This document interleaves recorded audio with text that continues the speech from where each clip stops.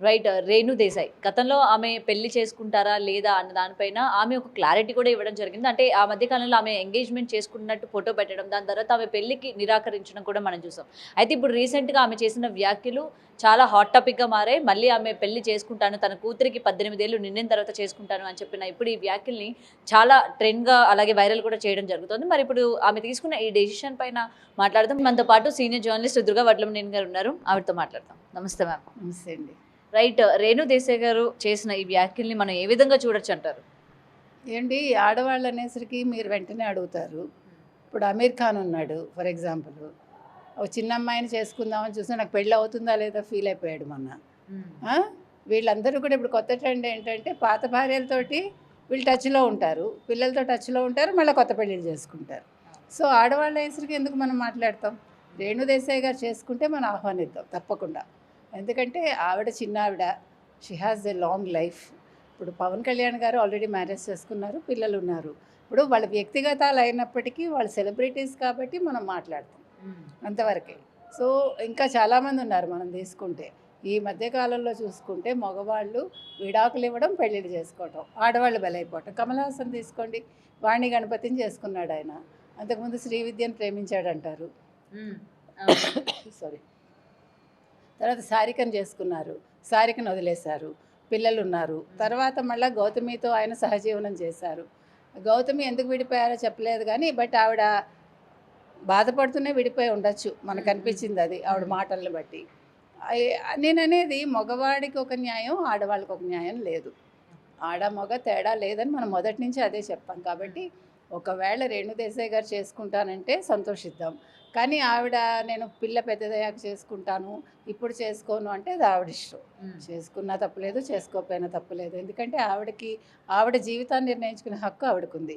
అదేవిధంగా ఆవిడ రాజకీయాలకు నాకు వచ్చేదానికి అవకాశం దొరికింది గతంలో, నేను మిస్ చేసుకున్నాను, రాజకీయాలు కూడా నాకు ఇంట్రెస్ట్ అంటున్నారు. Okay, let her come.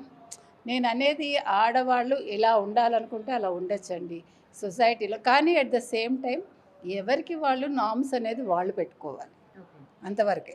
అంటే మనం చేసేది మంచా చెడా, దీనివల్ల మన పిల్లలు బాధపడతారా, లేదు మన కుటుంబం బాధపడుతుందా, ఆ పరిధి చూసుకుని మీరు నిర్ణయాలు తీసుకోండి. ఒకవేళ మీరు పిల్లల్ని ఒప్పించగలిగి చేసుకుంటారా, వెల్ అండ్ గుడ్. అది కూడా మీ చేతుల్లో ఉంది.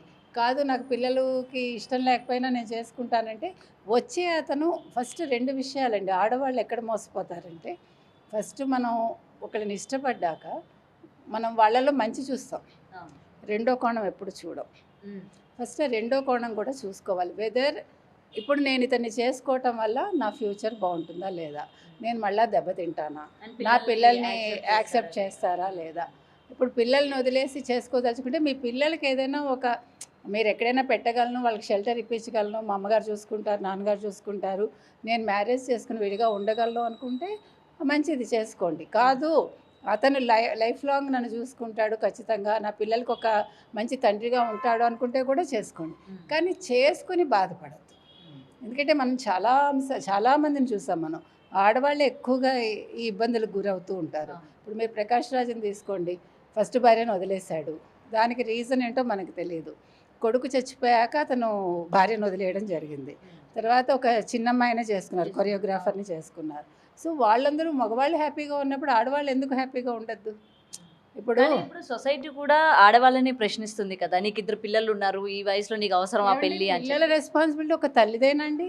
తల్లికి అంటుంది, తల్లి కష్టపడుతుంది, కానీ దానికి కారణం మగాడు కదా. మీకు నీనా గుప్తా గుర్తుందా? ఒకప్పుడు హీరోయిన్ ఆవిడ. నీనా గుప్తా రిచర్డ్ తోటి అనుకుంటా కూతుర్ని కంది. Now she repented of late. నేను అప్పుడు ఎందుకు అట్లా చేశానో నాకు తెలియదు, పెళ్లి చేసుకోకుండా పిల్లని కన్నాను అండ్ ఆ పిల్ల పట్టిన ఈవిడే తీసుకున్నారు. నేను అనేది మీరు పిల్లల్ని కన్నాక మగవాడు కొంత, ఆడవాళ్ళు కొంత భరించండి పిల్లల్ని. ఒకళ్ళే ఎందుకు తీసుకోవాలి? తల్లి కని ఈ బాధంతా భరించి దానివల్ల శారీరకంగా వచ్చే మార్పులను కూడా స్త్రీయే తట్టుకుని ఎంజాయ్ చేసేది మగవాడ. అది కుదరదు, మారాలి, అక్కడే మారాలి. అంటే మనం ఎంత కాదనుకున్నా మన మాతృత్వంతో ఏమవుతుందంటే పిల్లల్ని మనం వదిలిపెట్టలేము.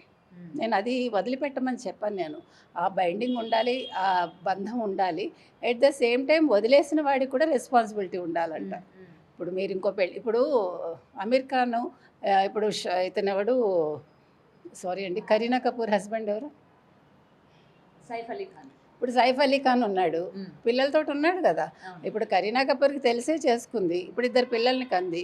మొన్న ఏదో గొడవ అయింది, ఆ గొడవ మళ్ళీ బయటికి రాలేదు కదా. అవును. అంటే తప్పు ఎవరిదో మనకు తెలియదు. నేను అనేది మగవాడికి ఒక రూలు, ఆడవాళ్ళకి ఒక రూలు పెట్టకండి. ఇదే ఆడవాళ్ళు చేస్తే ఈ పాటికి దాని మీద 100 కథనాలు వచ్చేవి. ప్రతిదానికి ఇప్పుడు కొత్తగా ఏం నేర్చుకుంటున్నారంటే సెలబ్రిటీస్, మా ప్రైవసీని మీరు భంగం కలిగించకండి. మరి మీరు బాగా ఉన్నప్పుడు మాత్రం మీ ప్రైవసీని భంగం కలిగించి వీళ్ళు ఫోటోలు తీసుకోవచ్చు, మీ గురించి కథనాలు రాయాలి. మనుషులండి, మనుషులకి మీ గురించి కావాలి, మంచైనా చెడైనా. కాబట్టి మీరు కూడా కోఆపరేట్ పబ్లిసిటీ చేసేది వాళ్ళే, తర్వాత పబ్లిక్ ఎందుకు ఇందులో ఇంటర్వ్యూ ఒక సెలబ్రిటీని చేసేదే media. You should not forget that. అందుకని ఇప్పుడు మీరు కొంచెం స్పేస్ ఇవ్వాలి వాళ్ళకు కూడా, ఖచ్చితంగా ఇవ్వాలి. కాబట్టి నేను అనేది ఏంటంటే, ఇప్పుడు కరీనా కపూర్ కూడా 10 ఏళ్ళ తేడాతో చేసుకుంది. చేసుకున్నాక ఆవిడ ఇద్దరు పిల్లల్ని కన్నాక, ఇప్పుడు మీకు ఒక డైలాగ్ కూడా అంది ఆవిడ లాస్ట్ ఇయర్ అనుకుంటా. సైఫ్ 10 ఏళ్ళకి ఒకసారి ఒక పిల్లాడినో పిల్లనో కంటూ ఉంటాడు. She said that. ఓకే. అంటే ఆవిడ చూసుకుంటే 10 ఇయర్స్ గ్యాప్లో ఇద్దరు పిల్లలు, అంతకుముందు ఇద్దరు పిల్లలు అని చిన్న వయసులో అతను పెళ్లి చేసుకున్నాడు. నేను అనేది అది, అంటే మీరు పెళ్ళిళ్ళు చేసేసుకుంటారు, పిల్లల్ని కనేస్తారు, వాళ్ళ బాధ్యత ఆ వదిలేసిన భార్యో లేకపోతే ఉన్న భార్యో చూసుకోవాలి. అది ఆడవాళ్ళేదే కాదు బాధ్యత. కాబట్టి వాళ్ళ రేణుదేశాయ్ విషయం తీసుకుంటే let her marry, nothing wrong in it. నేను చెప్పేది అది. సో నెగిటివ్ కమెంట్స్ చేసేవాళ్ళు కావచ్చు, ఇవాళ ఆవిడ గురించి మాట్లాడే వాళ్ళ గురించి ఏం చెప్తారు? ఏమండి, ఇప్పుడు పవన్ కళ్యాణ్ గారి భార్య కాదు ఆవిడ, కాబట్టి పవన్ కళ్యాణ్ గారితో లింక్ చేసి మాట్లాడక్కర్లేదు. పవన్ కళ్యాణ్ గారి జీవితం పవన్ కళ్యాణ్ గారు గడుపుతున్నారు. కాబట్టి రేణుదేశాయ్ గారి జీవితం రేణుదేశాయ్ గారిని గడపనివ్వండి. ఈ నెగిటివ్ కమెంట్స్ని ఆవిడ తీసుకోక్కర్లే. ఆవిడ మనసుకి నచ్చినట్టు ఆవిడ చేయాలి. వాళ్ళ ఫ్యామిలీ ఒప్పుకుందా, వాళ్ళ పిల్లలు ఒప్పుకున్నారా, లెట్ హర్ గో అహెడ్.